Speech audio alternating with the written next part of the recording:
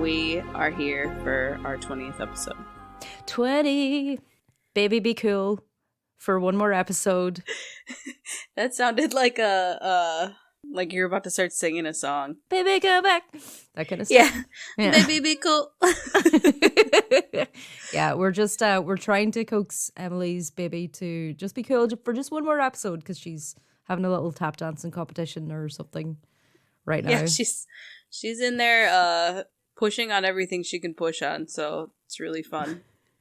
Yeah, she's like throwing her weight around. She just doesn't care about folklore, so she loves I respect that. She loves it. She will. Also, I wanted to say thanks for all the nice messages that people sent when I said that I've been having a difficult medical time. It's nothing super serious. I'm just very anemic and have to get iron infusions. And as of right now... She's a vampire. As of right now, I have doctor appointments every single day of the week for the next, 4 weeks. Oh my God. I don't even like going ever. So, Jesus. Yeah, so, that was the reason for that post. It's just... I just have a lot going on, and it's hard for us to schedule recording episodes, especially because, my stuff usually ends up in the middle of the day, which is when... that's evening time for you.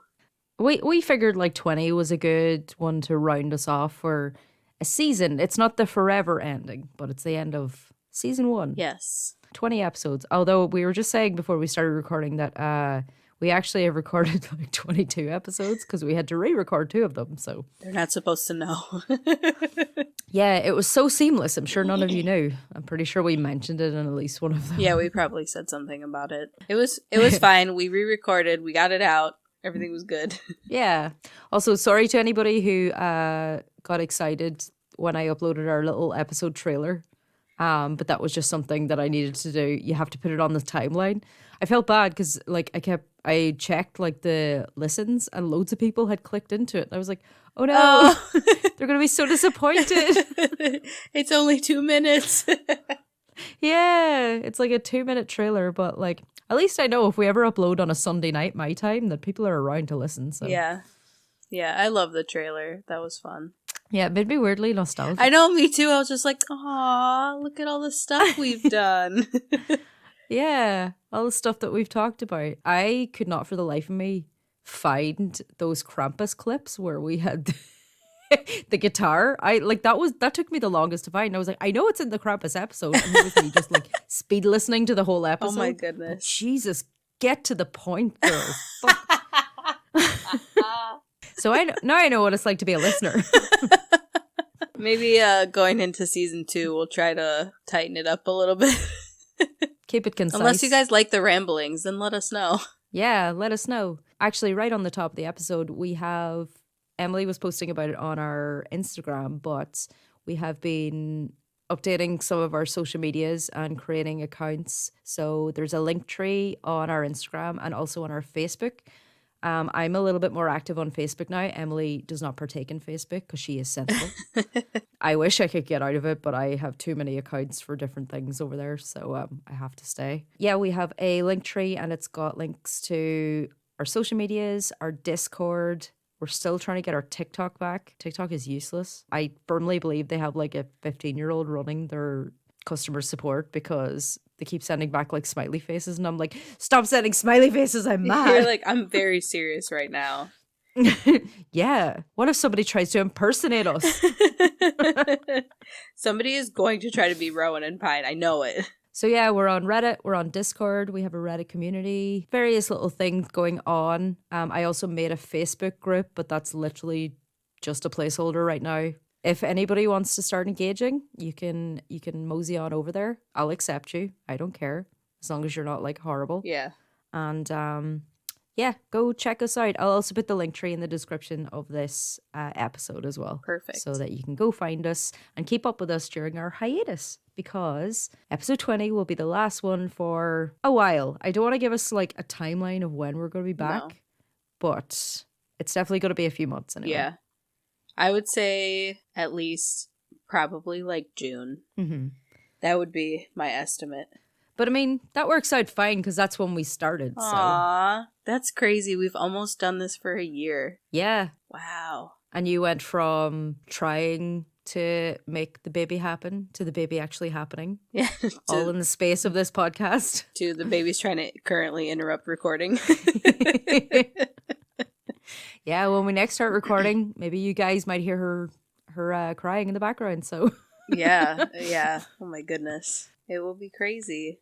Life changes. You went from a single lady to a married woman. Mm-hmm. Wow. That's nuts. Especially because I was engaged for like 5 years, so Yeah, it felt like it was never going to happen. You were engaged forever. I actually started getting really resentful of people who got engaged after me getting married before me. And I'm like, no, when's it my turn? But I had no money, so. What year did you get engaged? Christmas of, Ewan is very, he's going to, if he ever hears this, he stopped listening to us. We got engaged in Christmas of 2017, I want to say. Oh, wow. Yeah.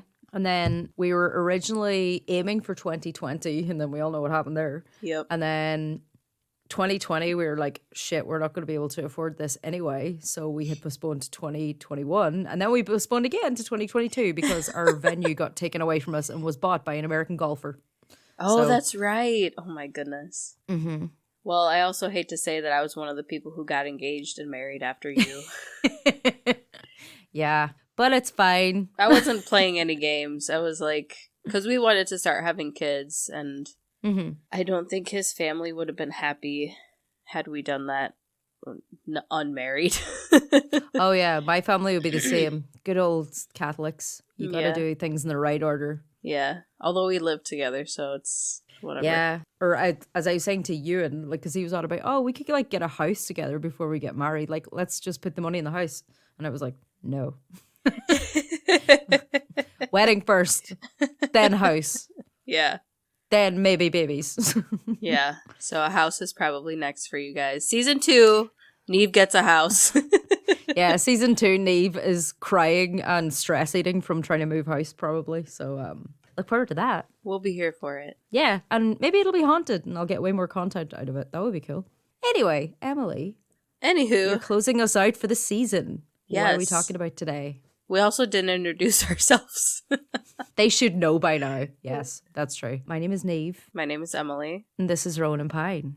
Welcome. And you're welcome to the end of season 1. Yeah, welcome to the final episode of season 1. And it's all about... rabbits! Rabbits and hares, or as I like to call them, bunnies. Bunners, as me and Ewan call them. Anytime there's like a cute bunny on TikTok, we're like, bunner! Aww. For no reason. I like to be like the, from The Nightmare Before Christmas, where he's just like, bunny! Yeah. Have you ever had a bunny? I did. I had a pet rabbit, pet bunny, whatever, when I was a teenager. She was a Netherland dwarf rabbit. She was black, and her name was Scarlet. Amazing. And I miss her so much. She was so cute. How long did you have her? Just throughout your teens, or? A couple years. It was a tragic ending. Yeah, rabbits and hamsters, they never end well. Yeah, one time she escaped, so that was unfortunate. No. Yeah, they're wily little fuckers. They will escape. I had a rabbit. My first pet was a rabbit. His name was Roger. Aww.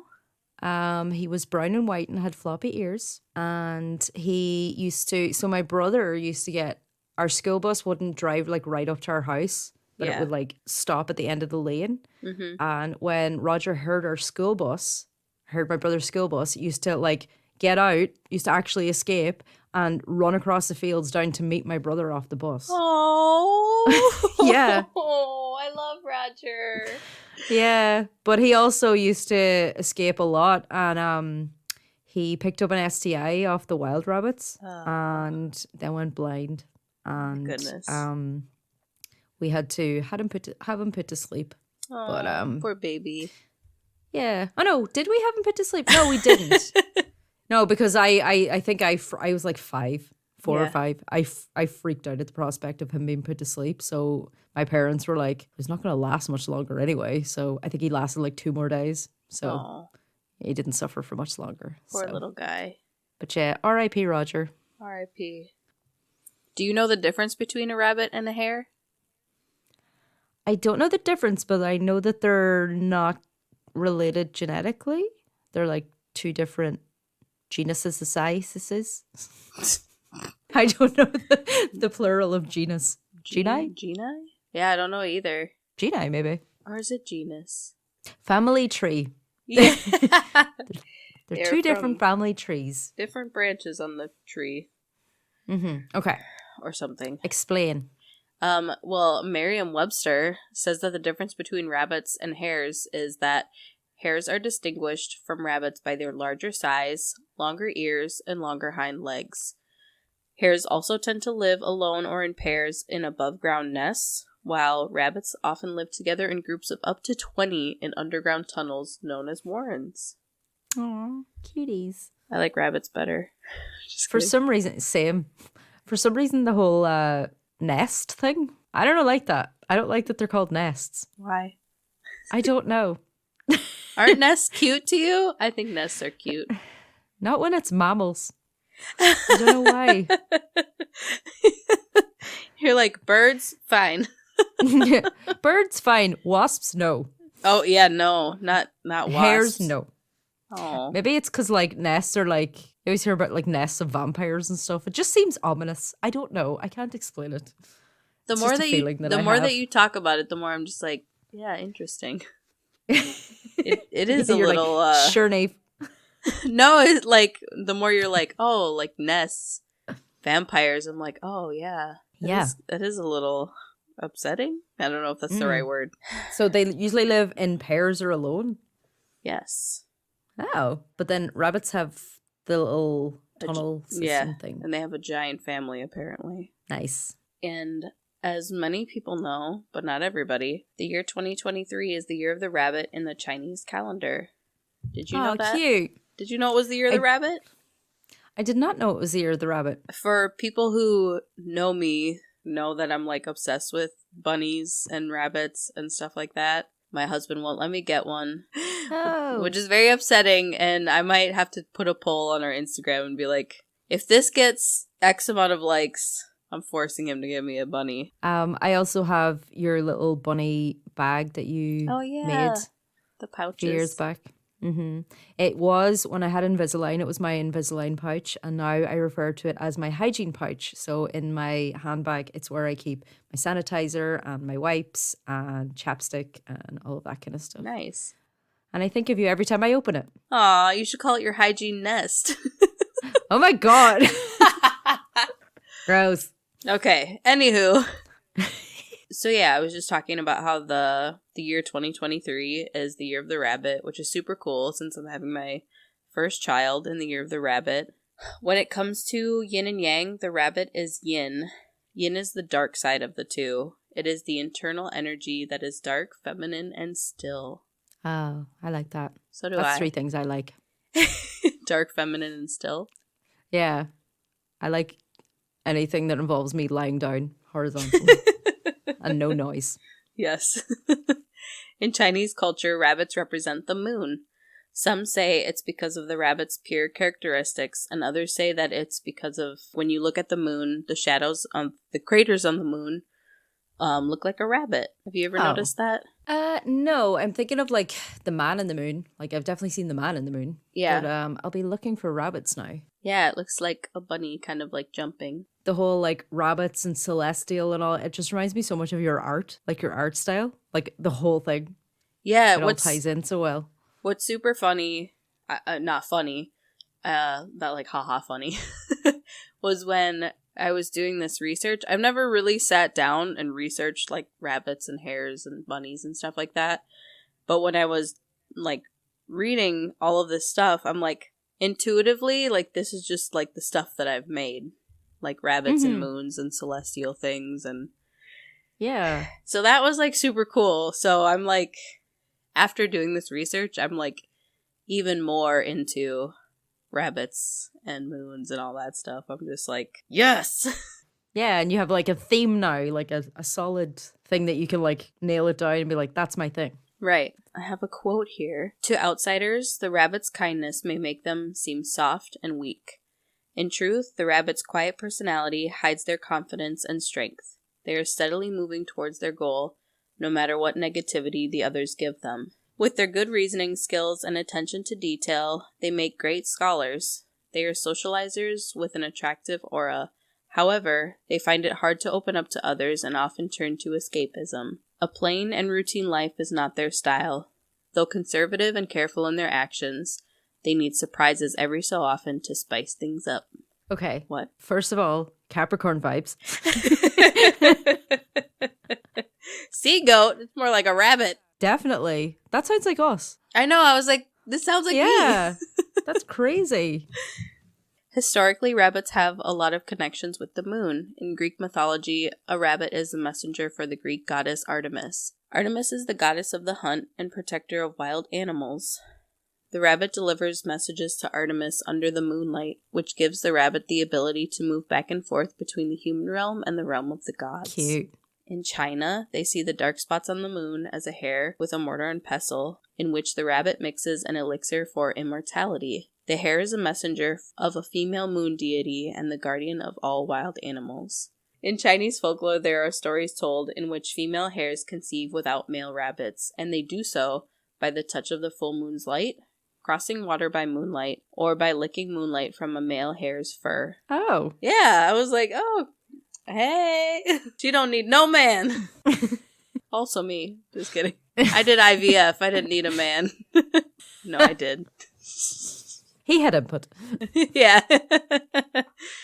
The moon rabbit is found in a lot of different tales, including one where the rabbit saves Beijing from the plague. Oh. Good job, moon rabbit. That's interesting since, like, the plague came on rats. Well, fleas of rats. The rabbits were like, let me at him. Why I oughta. why I oughta. To the rats. I also really love rats, so it makes me a little sad. Rats are very smart. They are. I had like a ton of pet rats growing up. Oh, really? Everybody thinks it's really weird. And I didn't have them all at once. I only ever had one at a time. But I probably had like 7 different rats. I feel like pet rats always have a cool name. What was one of their names? Well, my first one was named Angel because I got her on Christmas. I was like 12, I think. And I was like, oh, she's my Christmas angel. Oh. And then, because I was a kid when I was naming these, I had one named Dixie because I really like the Dixie Chicks. Problematic, but okay. I know. Yeah, as I was saying it, I was like, well. Everybody cancel Emily. And then I had, pretty sure this was my last pet rat. Her name was Miss Vincent, of course. Oh, that's a clue. Because we still have not revealed the band. Wink, wink, wink, wink, wink. Wink, wink, wink. Back to rabbits. In other folklore, the rabbit offered itself up to a starving Buddha as a meal. To reward the rabbit, Buddha transports the rabbit to the moon. In Taoist tradition, the rabbit lives on the moon as a slave to the genii. Genii? I don't know. It's the one word I missed to look up. The rabbit spends its days pounding drugs into a powder to create the elixir of life. This is an instance where the rabbit has sacrificed itself for the benefit of others. And Jefferson Airplane White Rabbit just starts playing in my head as you're saying that. I do not know what that is. It's like a song based on Alice in Wonderland. One pill makes you larger. Yeah. Anyway, it's about rabbits and drugs. Cool. Just in case anybody else gets random songs in their head as people are talking. I do all the time. But that wasn't one of them. In South Africa, there is a legend that a rabbit was sent from the moon to preach the Easter gospel.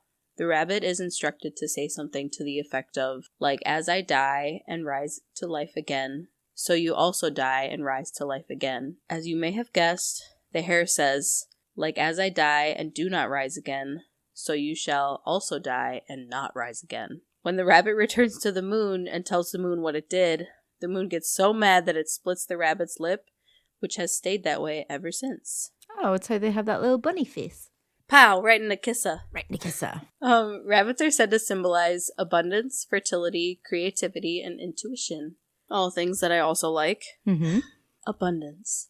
In the pagan wheel of the year, one of the holidays that is celebrated in spring is called Ostara, which... does that sound familiar? This happens between March 19th and the 23rd. This holiday was named for the goddess Yoster. She was the goddess of humans and crops, of spring and the dawn, and for this reason she was celebrated in the spring. This is very timely for when this episode is released then. Yeah, that's what I was thinking. I was like, oh, this is perfect. Nice. The rabbit is a symbol associated with Yoster, along with the other things that most now associate with Easter, such as eggs, daffodils, tulips, lambs, clovers. Because as a kid, you're like, what do rabbits and eggs have to do with Jesus? Zombie Jesus? Makes no sense. Right. As we have found time and time again, researching on this show, they were like, what pagan holiday? Yeah, we never heard of this. We came up with this all by ourselves. In most pagan traditions, the rabbit is representative of fertility, rebirth, promise, fulfillment, and balance. The rabbit is the goddess's creature representing the moon, the night, and the dawn. They are also associated with transformation, receiving esoteric messages and intuitive messages. Well, there has to be a reason for all those big old ears. Messages coming in? They're like antennae. Yeah. That's what we call Wednesday's ears her satellites, because she has such big ears. Oh. Anyway, she's not a rabbit, so Yeah. fuck her. I'm kidding, Wednesday. I love you wherever you are in this house. In the Middle Ages, rabbits were often linked to witchcraft. Ooh. They were thought to be witches' familiars, or even witches themselves, who transformed into an animal. In Nordic and British legend, witches would transform into hares to commit mischief or evil deeds. Nice. I feel like if you were a witch, that would be what you'd transform into. So, yeah. Yeah. Or like a crow. Crow would be cool. Yeah. Yeah. Or like, you know, those weird ravens that can talk really well. What? There's a raven on TikTok. He sounds like a human man. He's like, hello. And I'm like, I'll find him for you. Yes. I'm like, that's so cool. Send it to me. Ewan's afraid of him. Like you, the raven can't hurt you. Yeah, you're like, I can see you like holding your phone like, are you afraid of a bird? It'd be payback for all the times that he scares me about like that goat from the movie The Witch, Black Phillip. Oh my goodness. In the I darkness, he'll haven't just seen start it, whispering at me. The goat talks. It's Black Phillip. Yeah, he's like, would you like to live deliciously? And I'm like, Ewan, fuck off. Would you like to try my Skittles? No. Taste the rainbow. Did you ever see that video of the goat that was walking on its hind legs? No. Yeah, there was a video of this goat on a farm, and it was black, and it's like walking like on its like hind legs, like a person. And everybody's like, oh my god, it's Black Phillip, and everybody's like freaking out. And then leave it to the science people to come in and dispel. They were like, no, this goat is probably not being taken care of, and it's like hooves or whatever were probably like way too long and painful on the front, so it found a different way to walk. Oh no. I know, I was like, oh, now it's sad. Yeah. It's like, do you remember when fainting goats went viral and everyone's like, oh, it's so cute, look at them faint, and they're like, no, this is wrong, like this, they have like a condition. Right, it's like, no, this is like, they go into fight or flight mode and faint. Yeah. So It's like, please stop doing that to them. yeah, don't do it for fun, please. In one story, a hunter wounded a hare and followed its blood trail back to a cottage in the woods, where he found an old woman at her stove. She claimed the fresh cut on her arm was due to an accident with a kitchen knife. However, according to folklore, a witch could cast a spell to take on a hare's shape, speed, power, and ability to vanish at will. The circumstantial evidence, her wound, was enough to condemn the woman to death as a witch. Of course. Of course. Could be the only explanation. Yeah, women can't just, like, hang out in their kitchens. They gotta be a witch. Yeah, she couldn't just like solitude. No. Never. Living out cottagecore dream, cabin in the woods kind of stuff. No. She must be a witch. I'm going to go follow a random animal to her house and then condemn her to death. The Celts believed that rabbits were a symbol of good fortune and that being in possession of a part of a rabbit, usually the foot, was a way to bring about good luck. Rabbits and hares were also forbidden food for the Celtic people in Ireland. Did you know this? No. Are you forbidden to eat rabbits? No, because when I had my rabbit, my dad always threatened to put him in a stew. No. Yeah, my dad is one of those dads that like just enjoys absolutely terrorizing his child. I really wanted my ears pierced when I was like 6, and he kept bringing out his drill. I'm going, I'll do it. Jeez. No, Dad. My dad is also the reason I'm vegetarian. because he's Yeah, I like how your dad has like a cow, a beef farm. Yeah. And you're Yeah, because and the reason I'm vegetarian is because I came home from school one day and he informed me that the little calf that I had been helping to feed was now for dinner. Yeah, I'm like, yeah, that's me done. Oh my goodness. But he's very funny, so. So yeah, eating a rabbit or a hare was forbidden food. Eating a hare was said to be the same level of offensiveness as eating your own grandmother. What the fuck? It's believed that this is because of the connection between hares and goddesses, warrior queens, and female fairies. Oh, cool. So you never knew also like who you were going to offend if you ate one. Like, oh shit. Yeah. She is protected. Yeah. The protected hare. Yeah. It could also possibly be from the belief that the old wise woman could transform into hares by the moonlight. So you could actually be eating your wise old grandma. Okay. Yeah. So that would be if that can be avoided, that would be great. Yeah. Yeah. The Celts used hares and rabbits for divination by studying the patterns of their tracks and their mating dances. They also believed that because rabbits lived underground, they could better communicate with the spirit world. According to their legends, similar to the way the Greeks believed the rabbits could travel between the human realm and the realm of the gods, rabbits carried messages from the living to the dead, as well as from the humans to the fairies. Oh, I see. Call back to another episode. Fairies. Yeah, because a lot of the times they thought like holy wells or caves were portals to the other world, so I could see why they would think that a rabbit burrow is also one. Because they're like, the rabbits, Yeah. they're all going to Chernadogue and they're not telling us how to get there. Follow them in. In the English village of Dartmoor, the symbol of the three hares has sort of become their emblem. The symbol is the three hares running in a circle, and they're connected by their ears, which form a perfect triangle. Have you seen this symbol before? I have. Also, Okay. isn't that the symbol for that band AFI? One of their albums had like 3 hares on the front. It had the 3 hares? I don't know if it was 3 or 1. I'm going to look. I vaguely remember a rabbit Yeah. being... And they had rabbits in their music videos for that album. That's so cool. I totally forgot about this until just now when you brought it up. I'm like, wait a minute. Yeah, it's just because I'm like, why am I associating like black rabbits with spookiness? But it's because of AFI. That's why. While you look that up, there's an organization called the Three Hares Project that does a lot of research and documentation of the ancient symbol of the 3 hares. The project has found the symbol to be an extraordinary and ancient archetype stretching across diverse religions and cultures, many centuries and many thousands of miles. It is part of the shared medieval heritage of Europe and Asia, Buddhism, Islam, Christianity, and Judaism. Yet it still inspires creative work among contemporary artists. Wow. Yeah. So it's pretty cool that it's like an ancient symbol, but it has appeared in various places all over. Yeah. It's obviously been inspiring people for a long time. Yeah. Yes, so AFI's the cover of December Underground. So that's the album with Miss Murder on it for anybody who knows the band that we're talking about. We're aware that not everybody's going to know them. So it is 3 rabbits, but they're sort of in a circle. Yeah. Oh, okay. It's similar, but it's not the same image. It's similar. They're not connected. They're just sort of running Yeah. in a circle. I'm going to want to look into that and see why they chose that.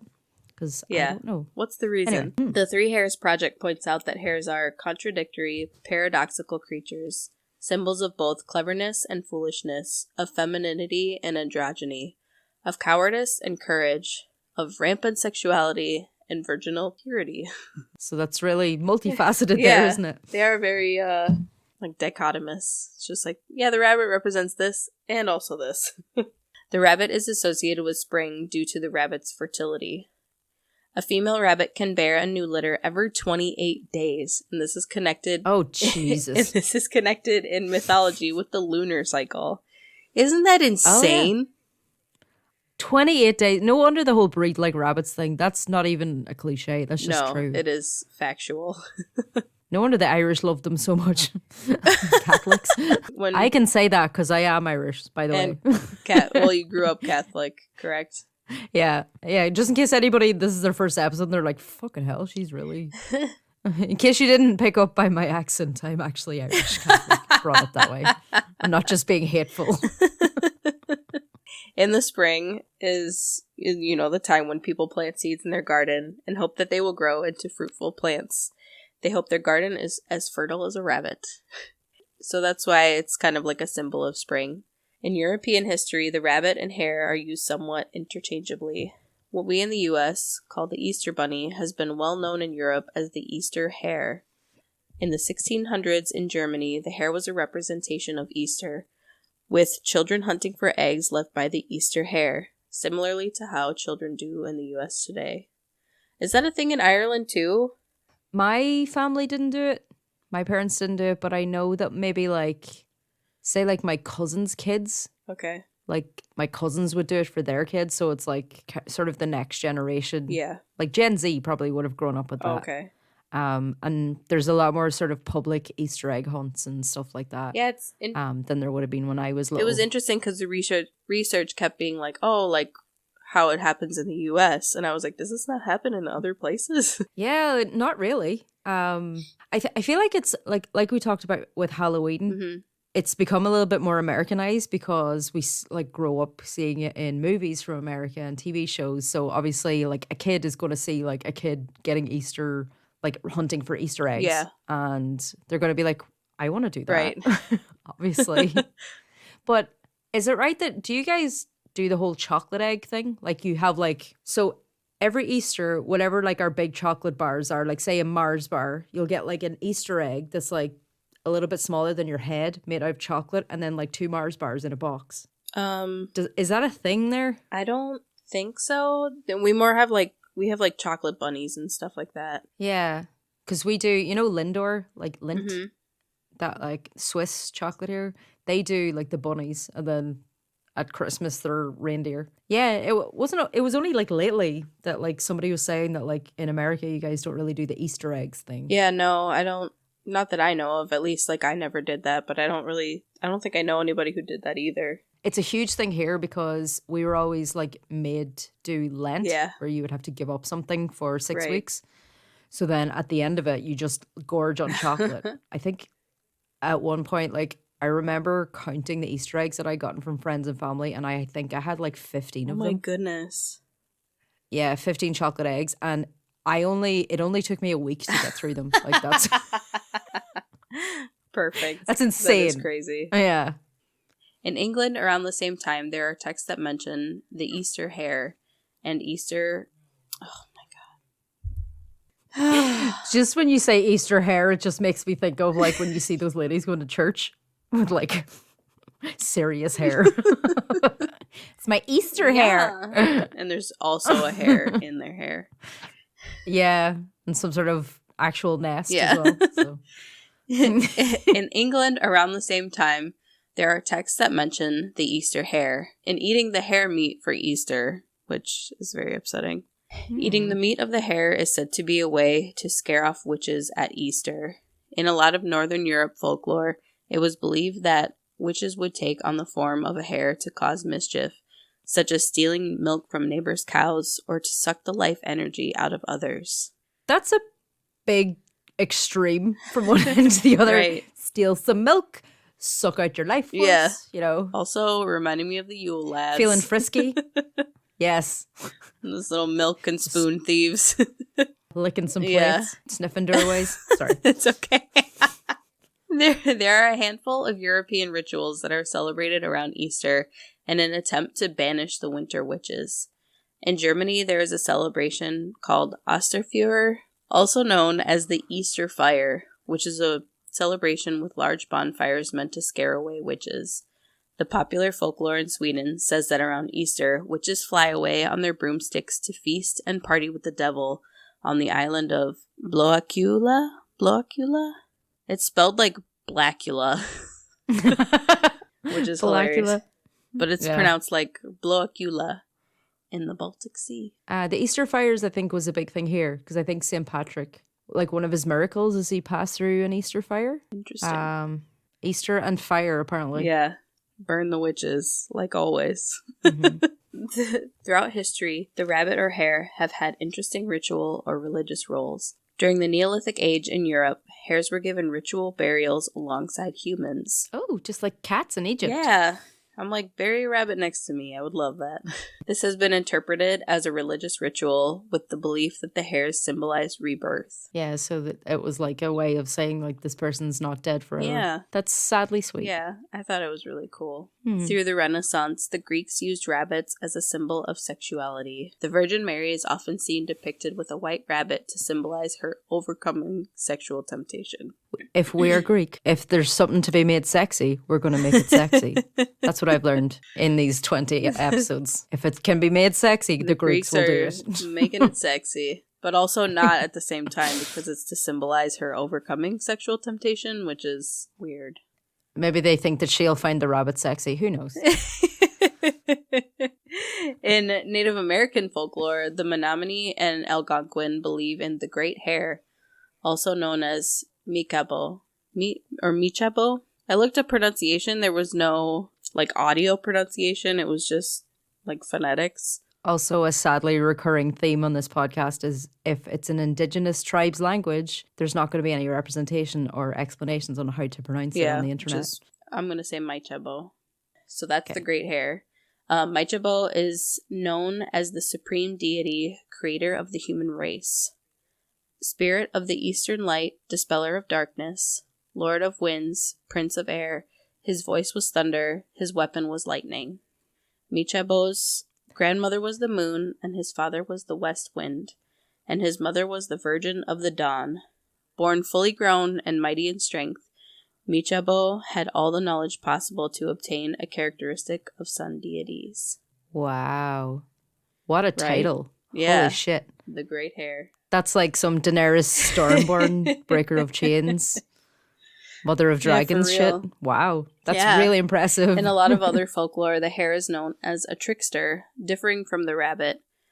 Though in some Native American folklore, the rabbit is credited with killing the sun.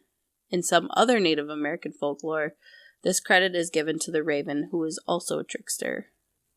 But tricksters can be two things. On one end of the spectrum, they're very self-serving and will do anything to satisfy their own needs. On the other end of the spectrum, as a totem, the trickster is the one who makes the world habitable.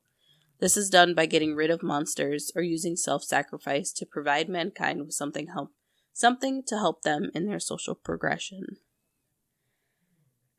Yeah. Interesting. Have you ever heard of the phrase, mad as a March hare? I have. I had never heard it. I heard like crazy as a rabbit or something like that. I've heard stuff like that before, but... Mad as a hatter, like the Mad Hatter. Mad as a bag of spiders. Mad as a bag of spiders? Yeah. I think that's Weird. an Irish one. Mad as a bag of spiders. Yeah, I've never heard that. Or mad as a bag of cats. Yeah.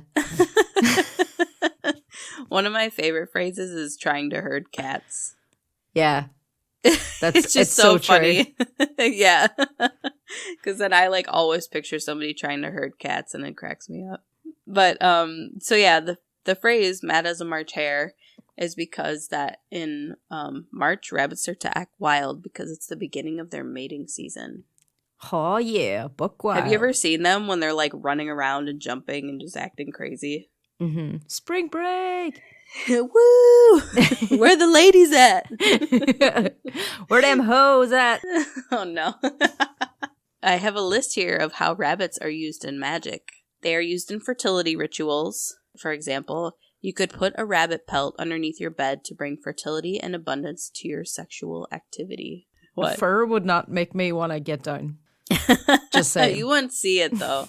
Imagine that it was in the middle and you're just like, what's that smell? Hopefully it wouldn't smell. Hopefully you have fur that's been treated and... I wouldn't trust a man to know that much. I found this. I found a dead rabbit. I just left it under my bed. It's gonna get lucky. I'm just gonna put it under the bed. That's why you have to be in charge. You're the witch, Neve. Yeah. For good luck, carry a rabbit's foot, which we've all heard. You can leave offerings for wild hares or rabbits in your yard. Offerings can be things like lettuce, carrots, cabbage, cilantro, or other fresh greens.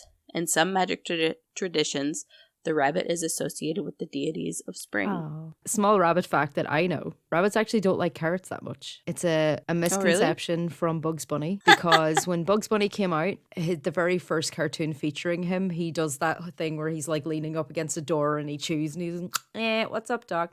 That thing. was actually a parody of a really big movie that was out at the time. Interesting. Because the actor in the movie was eating a carrot and talking like that. So they just had Bugs Bunny do the same thing.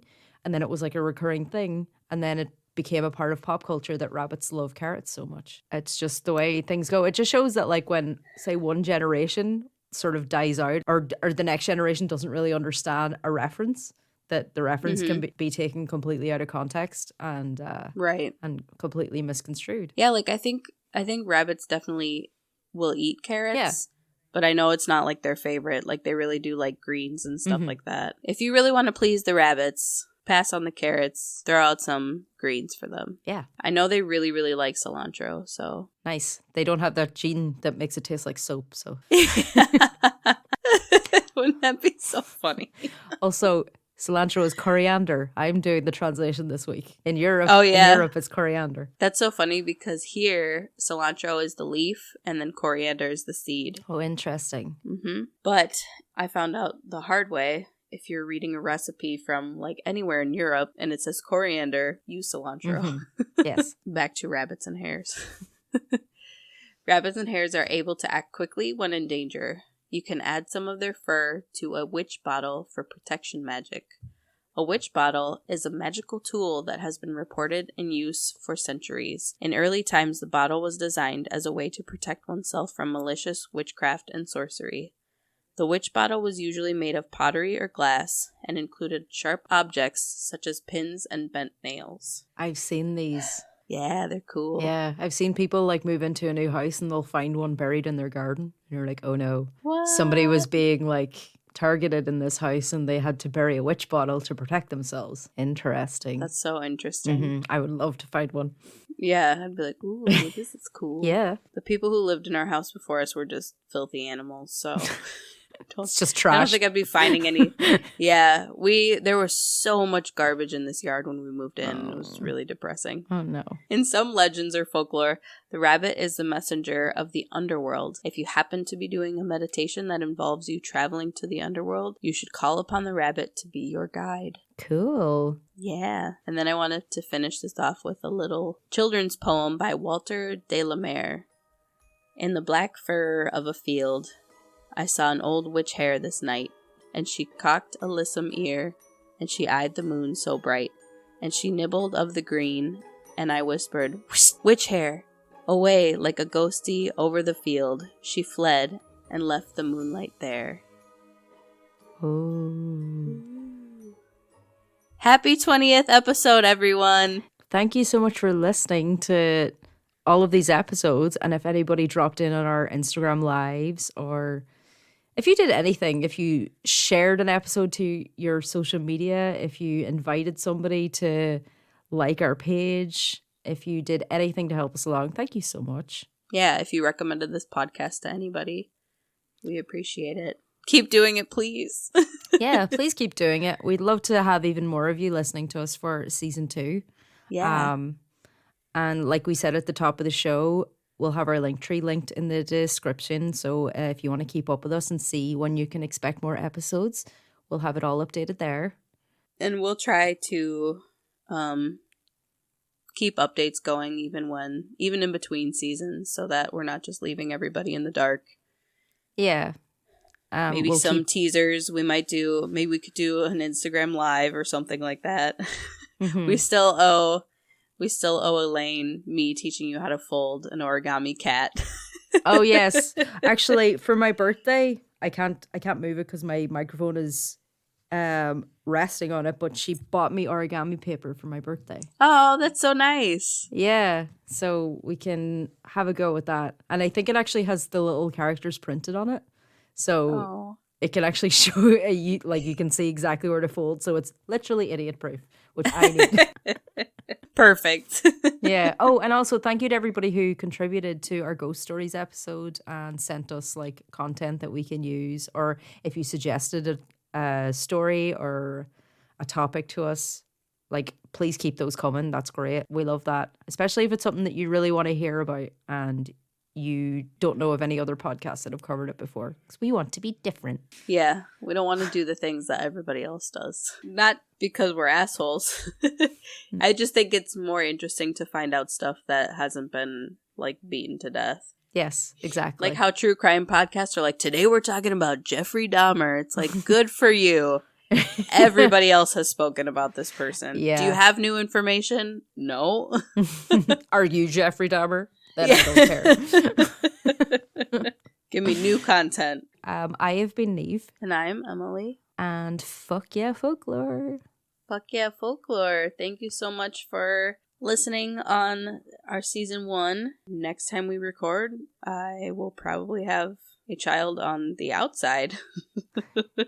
Yay! Which is weird to think about. Neve is going to have a new house. It's going to be crazy. That's very optimistic in this current buying climate, but Neve will be looking for a new house. Anyway. If you have any comments or advice on how we could make our season 2 a little bit better, please feel free to reach out to us. You can email us at rowanandpinepod@gmail.com. The end is spelled out, A-N-D. Our Instagram, Rowan and Pine. Facebook, all those things. Just look for us. You can find us. Yeah, we're not hiding. No, we're definitely not. We're pretty easy to find. Yeah. Yeah, talk to us on Discord. Send us memes. We like that. For sure. Join our Discord. It'll be great. We have currently, it's just loved ones and then a random person. Yeah. Astrid. Shout out to Astrid, our first person to join our Discord server. You get a special shout out. Do you know Astrid? I don't know who. Oh, okay. I don't know who Astrid is. Oh wow, it's our first. It's our first person who's not connected to us in any way. Yeah. So hi, Astrid. Hello, Astrid. Thank you so much for joining our Discord.